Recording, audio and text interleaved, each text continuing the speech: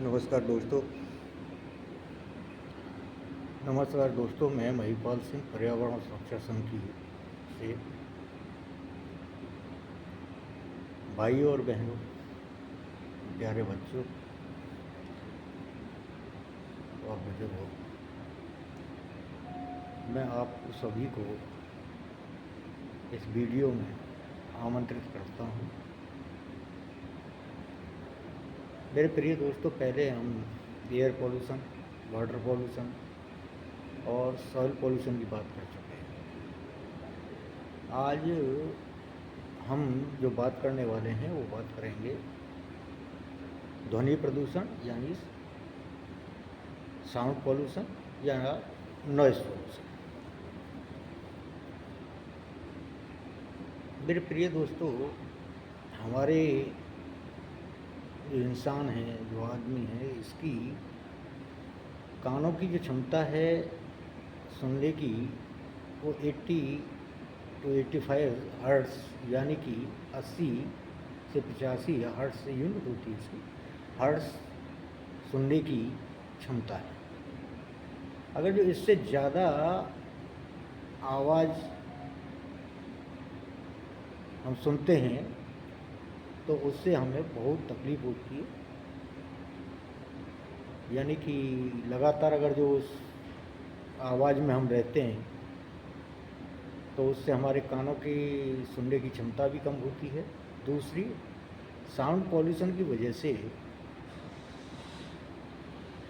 बहुत से छोटे छोटे जीव हैं जिनकी जान भी चली जाती है, यानी कि जिनकी मृत्यु भी हो जाती है, जो पर्यावरण के लिए अति आवश्यक हैं। देखो, एक बात और है कि जितने भर भी जीव हैं पर्यावरण में, प्रकृति में जितने भी जीव हैं, हर जीव का अपना एक रोल है, अपना एक महत्व है। तो जब अगर जो किसी जीव की बहुतायत होती है, मतलब ज़्यादा जनसंख्या हो जाती है, तो उससे भी बैलेंस बिगड़ता है। और किसी की अगर जो संख्या कम होती है तो उससे भी प्रकृति का बैलेंस बिगड़ता है। तो जो छोटे छोटे जीव हैं जो कि हमारे लिए अति आवश्यक हैं, पर्यावरण के लिए उनकी ज़रूरत है, आवश्यक हैं, तो उनकी मौत भी हो जाती है। कितने भी पक्षी हैं जिनकी मौत हो जाती है। तो ये बहुत ज़्यादा कष्टकारक है, बहुत ज़्यादा परेशानी का आलम होता है इसकी वजह से। और इसके सोर्सों के बारे में बात करते हैं तो सबसे पहले सोर्स आता है इसका, मान लीजिए नेचर भी है कि नेचर में जब आकाशीय बिजली गड़गड़ाती है तो उसकी वजह से जो है का शोर होता है, वो भी कई बार लोगों को बहरा बना देता है और लोगों को हार्ट अटैक हो जाता है। दूसरा सोर्स है इंडस्ट्री, औद्योगिक इकाइयाँ। बहुत सी ऐसी इकाइयाँ हैं जो इंडस्ट्रीज हैं, औद्योगिक इकाई बहुत सी ऐसी हैं जहाँ की बहुत ज़्यादा आवाज़ होती है, शोरगुल होता है, उसकी वजह से ही। तीसरा ट्रांसपोर्टेशंस है, उससे भी बहुत ज़्यादा जो है का साउंड होता है, उससे भी साउंड पॉल्यूशन होता है। और चौथा इसका सोर्स है वो है सीवेज। सीवेज मैंने बताया ना कि सीवेज का आप लोग सोच रहे होंगे कि साउंड का और सीवेज का क्या मतलब है। मैंने कहा सीवेज वो नहीं जिस सीवेज को आप समझते हो कि आपके टॉयलेट या बाथरूम का जो जिस नाली से जाता है, जैसे गटर कहते हैं, वो उसको ही सीवेज कहा जाता है। वो सीवेज नहीं है। सीवेज उसे एक नाम दिया गया है। रियल में सीवेज में जो आने वाले हैं वो आपका घर है और कॉमर्शियल इकाइयाँ हैं, जैसे ऑफिस वगैरह हैं, स्कूल्स हैं, तो ये सब सीवेज में आते हैं। दीपावली वगैरह कुछ ऐसे हमारे त्यौहार वगैरह हैं जिन पर भी जो है का मतलब पटाखे वगैरह छोड़ते हैं, वो भी सीवेज में आते हैं। वो पटाखे वगैरह, देखो कई चीज़ों पे जो है का अंतर होता है। कुछ लोग इसे धर्म से जोड़ेंगे, मैं मानता हूँ, लेकिन जो सच है वो सच है, उसे झुटलाया नहीं जा सकता कि वहाँ पे जो आवाज़ होती है वो दर्दनाक होती है और उससे पॉल्यूशन सॉइल नॉइज़ पॉल्यूशन यानी कि ध्वनि प्रदूषण होता है, और उससे काफ़ी लोगों को परेशानियाँ भी होती हैं। देखो, अब से आप 10 या 15 साल पहले की बात देख लें तो उसमें जो है हार्ट पेशेंटों की इतनी संख्या नहीं थी जितनी की संख्या आज है, कई गुना ज़्यादा है। हार्ट पेशेंट बहुत ज़्यादा तेज़ी से बढ़ रहे हैं।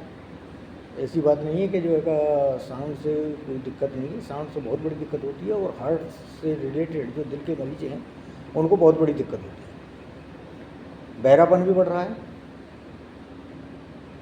तो हार्ट से रिलेटेड तो बीमारियां बढ़ी हैं। ये सब ध्वनि प्रदूषण यानी कि नॉइज़ पॉल्यूशन की वजह से। आपने ऑब्ज़र्व किया होगा, मैंने तो कई बार किया है, इसीलिए मैं आपको इस बात को शेयर कर रहा हूँ कि आपने देखा होगा कि डीजे जब चलता है तो डीजे की वजह से, वो हिंदू हो, मुसलमान हो, क्रिश्चियन हो, सबकी शादियों में जो है डीजे बजते हैं, उसका कोई धर्म नहीं। तो जब वो डीजे वगैरह बजता है तो उस डीजे की आवाज़ इतनी ज़्यादा होती है कि जिसकी वजह से आपके घरों के कांच वगैरह टूट जाते हैं, खिड़कियों के कांच टूट जाते हैं। तो बताइए कितना बड़ा पॉल्यूशन। कुछ लोगों के सामने जो है डीजे चलता हुआ रहता है, और डीजे के पीछे जो गाड़ियाँ हो जाती हैं तो गाड़ी कांपना शुरू हो जाती हैं, यानी कंपन पैदा, वाइब्रेशन पैदा हो जाता है। तो आप सोच सकते हो, जब आपकी गाड़ी की ये हालत है, कांच तक टूटने की हालत है, तो कुछ पक्षियाँ, जो छोटे छोटे पक्षी हैं या छोटे छोटे जीव हैं, उनकी क्या हालत होती होगी। तो ये बहुत ज़्यादा कष्टकारक हो जाता है। अब इससे जो होने वाली बीमारियों के बारे में बात करते हैं। बीमारियाँ, सोर्स की बात हो गई, ये सोर्सेज हैं सीवेज के, जैसे हमारा टीवी भी है। अगर जो उससे भी ज़्यादा जोर से आप जो है मतलब हाई साउंड पर बजाओगे तो वो भी दिक्कत करेगा। उसके बाद आपने ऑब्ज़र्व किया होगा कि एक बंद कमरे में अगर जो 4 आदमी एक धीमी आवाज़ में भी लगातार बात करने लगे हैं, और वहाँ पे जैसे जैसे जो है मतलब क्राउड यानी भीड़ बढ़ती जाती है और सभी बात करने लगें, तो ऐसा लगता है कि कमरा पड़ जाएगा। ये आपने ऑब्ज़र्व किया होगा। तो ये सब सीवेज के कारण है। ये सीवेज में ही इसका जो सोर्स में, सीवेज जो सोर्स है उसी में ये चीज़ें आती हैं। अब बातें होती है इससे होने वाली बीमारी कौन सी है। हार्ट से तो मैं कह ही रहा हूँ कि हार्ट से रिलेटेड तो बीमारी होती है। दूसरे इससे बहरापन भी होता है, और बहरापन होने के साथ साथ इससे मेंटल यानी कि दिमागी बीमारियां भी, लोग पागल भी हो जाते हैं, दिमागी बीमारियां बहुत ज़्यादा होती हैं। तो इसके कंट्रोल करने की बात है। अब बात आती है कंट्रोलिंग की, कि कंट्रोल कैसे किया जाए इस पॉल्यूशन को। तो भैया इसमें तो कोई जो है मतलब गणित तो है नहीं, यह तो अपने आप ही अपने आप को जो है ऐसे कंट्रोल कर सकते हो। भाई इंडस्ट्रियों के जितनी भर भी इंडस्ट्री है, औद्योगिक इकाइयाँ, उनके डीजे वगैरह हैं, उनकी साउंड के लिए जो है उनको बोला जाता है, उनका नियम भी है कि भाई आपकी आवाज़ जो है इससे ज़्यादा नहीं होनी चाहिए। होती है सबके लिए, उनके लिए ना। ट्रांसपोर्टेशन के लिए नियम है, जहाँ भीड़ भाड़ है वहाँ पे आप जो हॉर्न भी नहीं बजाएंगे ज़्यादा। गाड़ी आपकी आवाज़ कराइए, सर्विस करवाइए, अगर जो वरना जो होगा मतलब गाड़ी को जब्त कर लिया जाएगा, है नहीं। लेकिन बात वही आ जाती है कि सीवेज पे कोई कंट्रोल नहीं होता है, और सीवेज का कंट्रोल करने के लिए गवर्नमेंट ने कई बार, गवर्नमेंट कोशिश भी नहीं कर सकती। जो कोशिश करेगी तो उसी दिन जो है उसके खिलाफ हो जाता है। कोई कहेगा कि गवर्नमेंट जो है डीजे नहीं बजाने दे रही है साहब, उसकी वजह से, या पटाखे नहीं चलाने दे रही है, तो ये जो है हिंदू धर्म के खिलाफ है। कोई कुछ और कोई कुछ। अगर जो मस्जिद से जो है लाउड स्पीकर की बात जो आवाज़ होती है उसको अगर जो बंद कर दिया जाए, तो ये सरकार जो है मुसलमानों के खिलाफ है। हर धर्म अपनी गाना शुरू कर देता है, और ये आम आदमी के जो है अधिकार का हनन हो रहा है। ऐसी बहुत सी बातें हैं जो कि सामने आती हैं, इसलिए गवर्नमेंट भी इस चीज़ों से बचने की कोशिश करती है। इसको देखो, अपने आप को ही कंट्रोल करना पड़ेगा। मैंने फिर भी कहा है कि एक आदमी इतनी गंदगी फैला सकता है कि 100 आदमी उसे साफ नहीं कर सकते। और एक आदमी अगर जो चाहे कि अपनी फैलाई हुई गंदगी को अगर जो साफ़ करता रहे तो बड़ी आसानी से साफ़ कर लेता है, उसमें कोई दिक्कत नहीं होती। तो अपने द्वारा जो साउंड जो फैल रहा है, जो मतलब ध्वनि प्रदूषण हो रहा है, उसे अगर जो आदमी खुद कंट्रोल करना चाहे तो बड़ी आसानी से कर सकता है। उसके लिए कोई बड़ा काम करने की ज़रूरत नहीं। और देखो, अगर जो आप इस चीज़ के लिए कदम बढ़ाते हो तो सोच लीजिए कि जो दिल के हार्ट के मरीज़ हैं या छोटे छोटे जीव जंतु हैं उनका आप कितना बड़ा उपकार करते हो। मेरे प्रिय दोस्तों, एक चीज़ मैं बता दूं आपको कि पर्यावरण के लिए आपकी एक छोटी सी पहल ये समझ लो कि इस विश्व के ऊपर एक बहुत बड़ा एहसान होती है।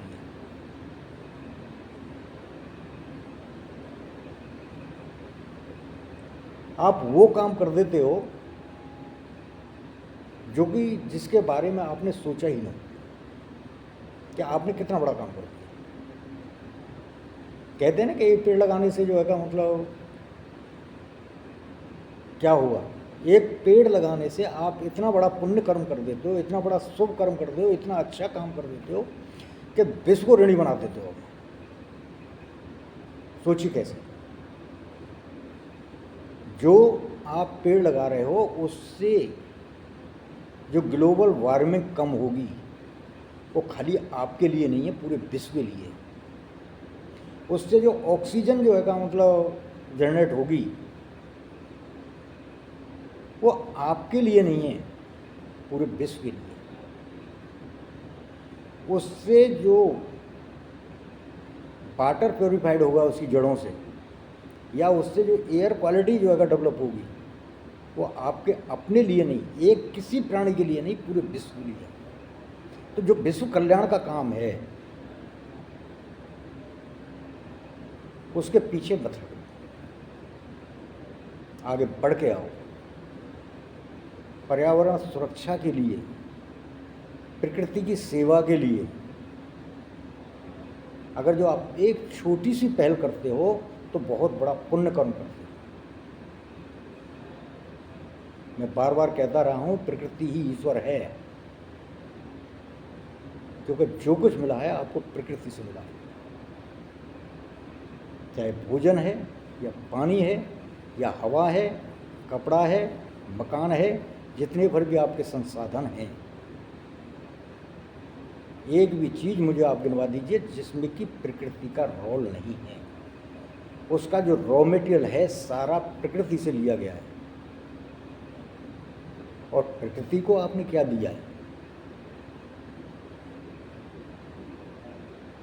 आप सोचिए कि आप जो है अनाज खरीदते हो तो आप कहते हो जी मैंने पैसे से खरीद दिया है, पैसे से खरीदा है मैंने तो किसान से। भाई साहब, आपने पैसे से जो अनाज खरीदा है किसान से, वो आपने प्रकृति को कुछ नहीं दिया उससे। आपने केवल किसान को उसकी लेबर कॉस्ट दी है, आपने केवल लेबर कॉस्ट अदा की है, अनाज की कीमत नहीं। अनाज की कीमत आपने अदा नहीं की, आपने केवल लेबर कॉस्ट अदा की। तो आप जितनी बार भी चीज़ें खरीदते हो पैसा खर्च करके और ये सोचते हो अपने आप को कि मैंने तो पैसे से खरीदा, अरे पैसे से नहीं खरीदा भाई साहब। जो उसका मूल ओनर है, जो मूल उसका स्वामी है, वह है प्रकृति। और प्रकृति को आपने कुछ भी अदा नहीं किया, तो आप कैसे कह सकते हो कि ये तो मेरी हो गई, मैंने खरीद ली।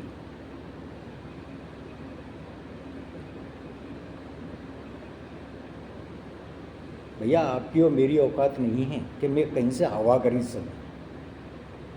मेरी तो है नहीं, आपकी होगी। आप मानते हो अपने मन मानते रहो, वैसे है नहीं। कि आप भी कोई भी चीज़ जो है ये कर खरीदोगे तो मेरी है, यानी इसमें प्रकृति का कोई रोल नहीं है।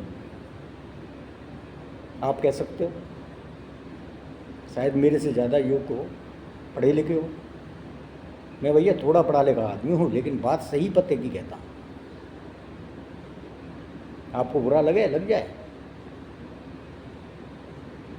आज तक कोई ऐसा पैदा नहीं हुआ जिसने कि प्रकृति को उसका जो चीज़ प्रकृति से ली है उसका जो है कीमत अदा की, उसका मूल्य अदा किया।